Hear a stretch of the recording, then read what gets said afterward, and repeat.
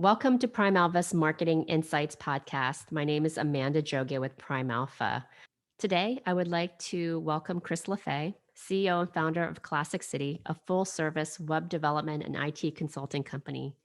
Their mission is to expand your business's digital imprint so that you can make a lasting impact on the communities you serve. This will be a multi-series podcast around websites, digital marketing, and hopefully you'll find it useful. So welcome, Chris. Thank you for having me today. I really appreciate it. It's so vital to think about websites and messaging. It's great having you here to give us some insight. So let's start with why messaging is important. So when you go, like I like using the metaphor of a construction company or like a household repair company. You go to these people's sites and you take a look at all their different services, right? We can do siding, we can do deck remodels, we can build you a new kitchen. It's just all about this is what we do. Take a look at our menu of offerings and just pick whatever you want. Well, there are how many construction companies in your local area? There's tons of them, right? And they're all offering the exact same services as you. That's where the messaging component really comes into shine is how are you solving problems for your customers? And that's really the kicker question there is if you can showcase through a cold emotionless monitor through your website how you're going to solve a problem for somebody, that speaks more volumes than just saying, hey, we do plumbing. Imagine if you went to a plumbing website and it was like, in February, it's around the Super Bowl time. And their big header section said something along the lines of, you're about to host that big Super Bowl party, but the toilet upstairs flooded and drowned your living area. Let's get that fixed earlier rather than later. That provides that emotional hook, right? Like you don't want to be that guy hosting that party with 10, 15, 20 people and then just having to call the whole thing off. That's kind of the start of how you decide, what problem are you solving for people? You know what's really interesting about the industry that PrimeAlpha is in? We're in the alternatives fund industry. We deal with hedge funds, private equity funds, private credit funds, real estate funds, et cetera. Our funds that are in the private equity venture side are definitely more out there from a web presence. Our hedge funds tend to be a mix. There's literally people with either no website or just a landing page with their name and their address, or they have a very skinny down website, right? And then there's a few that really are progressive and innovative and do full on websites. So I'm always trying to argue for why a web presence is important versus no web presence. What's your take on that? I will say some web presence versus none is obviously better than nothing at all. That is very much obvious, simple, straightforward.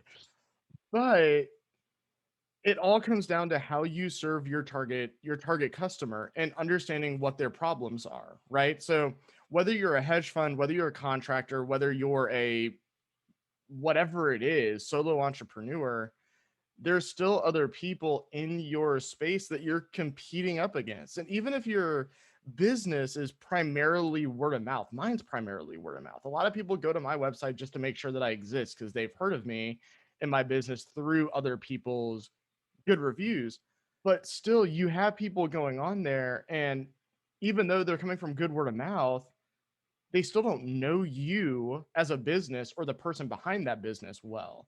And so you have to showcase that emotional connection. That's really what's going to help you know, turn that mental state is not the right word I'm looking for, but it's the only one I can think of now to say, oh, yes, no, these people really do care about me or whatever it is I'm having to look at, whether you're dealing with large headphones, not headphones, hedge funds versus, just day-to-day home remodeling contractors. It doesn't matter.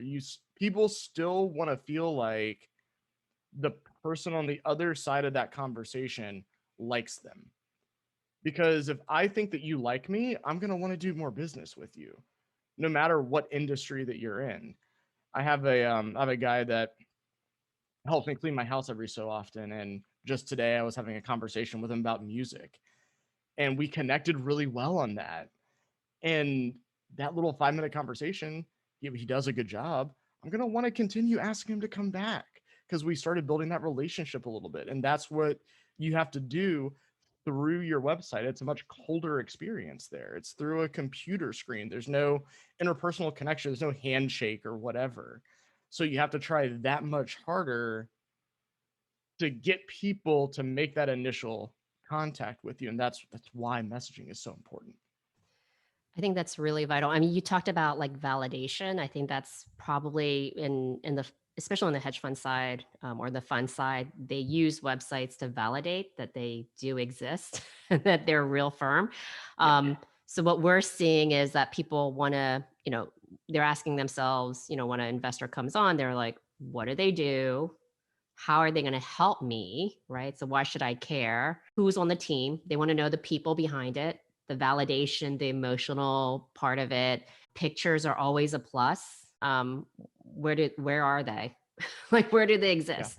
So we're seeing some core things like, you have to have at least those four things, I feel like at the minimum, to make an impactful difference from a website. When we put like I think video is always really great too, like having some kind of movement, great colors, anything to attract people's visual, um, attention is great.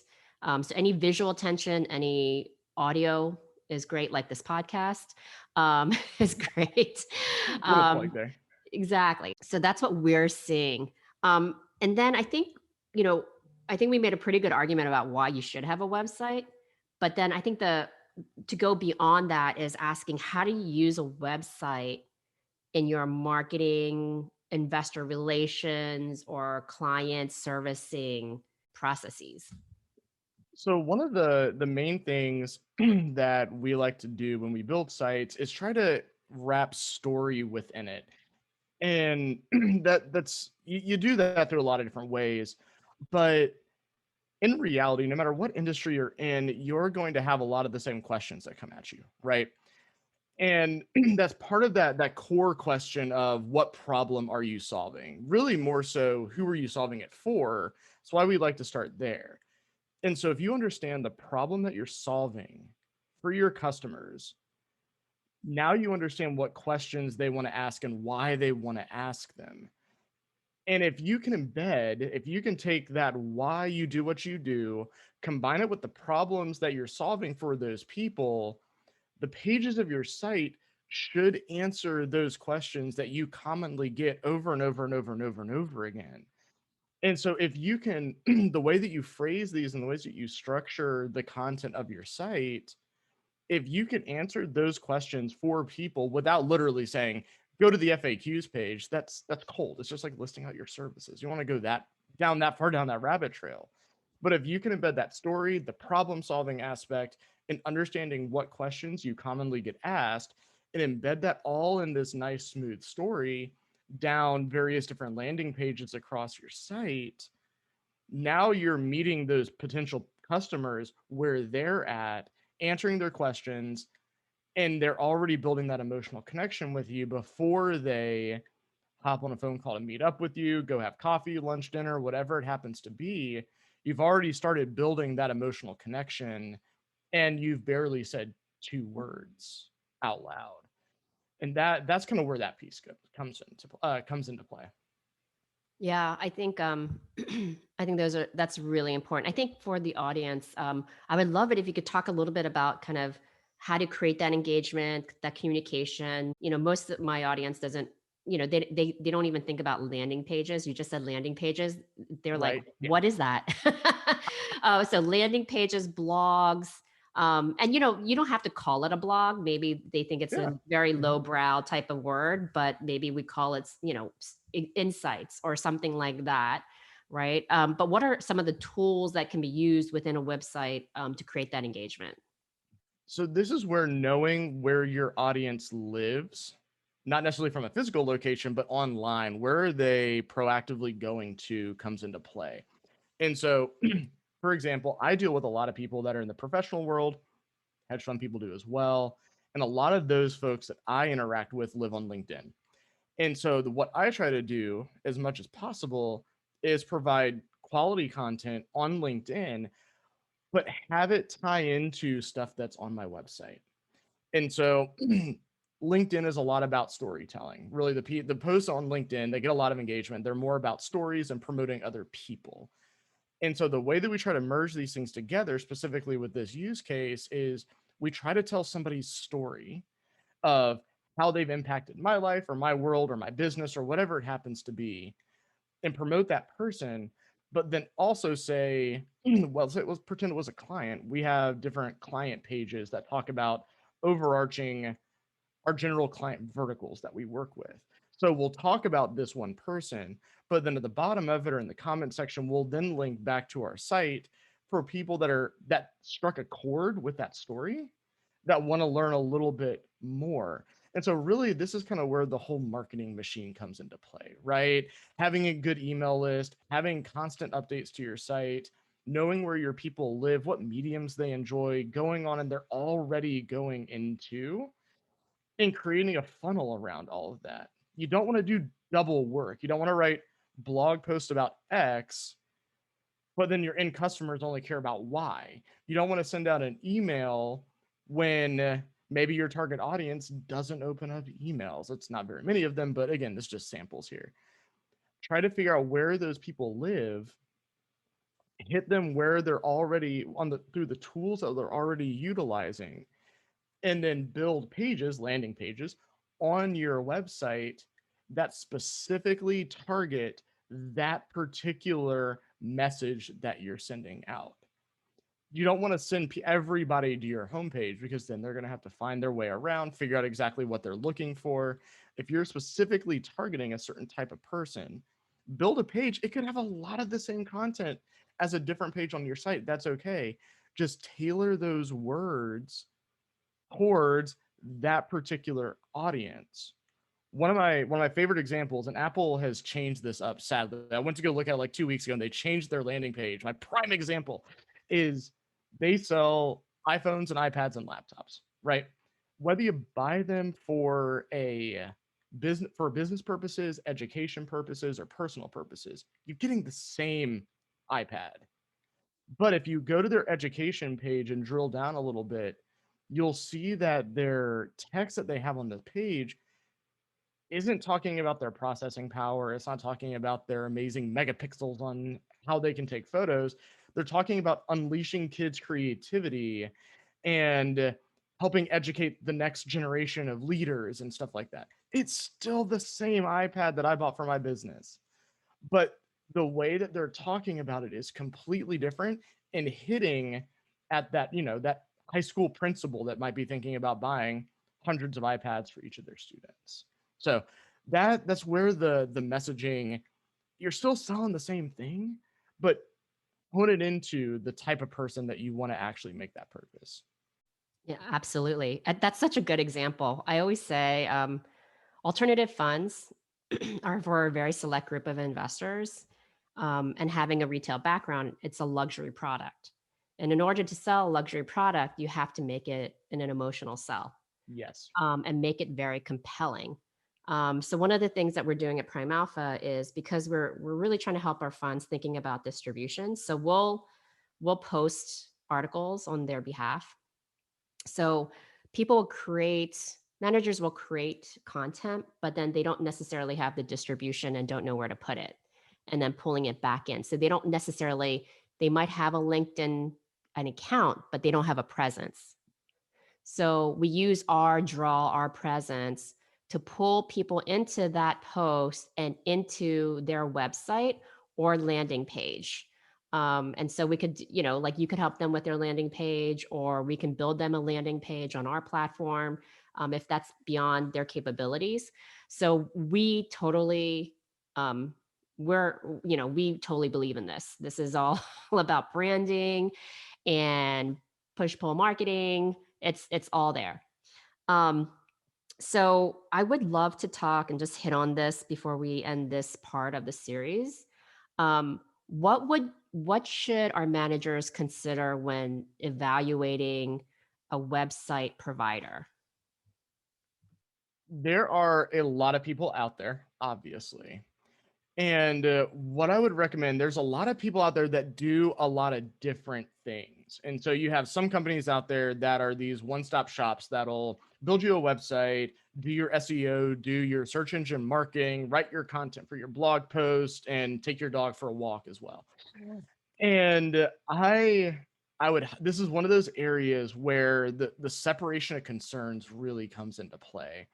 Is you want a business that solely focuses on how to build you a quality website that you can grow into, understands the analytics behind it, and then stops there. Now, they obviously there can be other, side services and whatnot, but when you're wanting to work with somebody that does websites and does them well, find a company that specializes in it. And a lot of times these companies will have partner firms in these other areas. We have partners that do search engine optimization, ones that do Google paid ads, some that do HubSpot connectivity, et cetera, et cetera. Work with somebody who this is their bread and butter. Because if you work with one of these firms that literally does everything under the sun, it's not going to end up being a good long-term solution for you. A lot of our customers come to us after working with one of these everything done for you agencies, and when we take a look at their website, it's not maintainable in the long run. And that's really what you want to look for. Is we've had clients that we've been with for that have been with us for 4 or 5 years, and we've never done a complete overhaul of their website. We haven't had to. Is because slowly over time we're continually making improvements month over month, year over year, to where if you took a screenshot of their website 2 years ago and compared to what it looks like today, looks completely different. And that's how their brand has evolved. And you get that when you work with an agency that has that sole focus on, we build amazing websites, we understand analytics, and our goal is to drive ROI for you, whether it's administrative and making your life easier, or whether it's actually getting clicks to contact forms and getting potential customers to actually talk with you. So that's the one thing I would look for, is an agency that does what they do very well and has connections with other agencies that do those auxiliary services too. Yeah. So Chris and I are working together. We're providing the alternatives know-how, and Chris is helping us with all our WordPress websites. So come and join us. We're going to make this a multi-series podcast. We'll be talking about some case studies and best practices going forward. So please listen in. Thanks, Chris, for joining. Thank you for having me. I'm looking forward to it.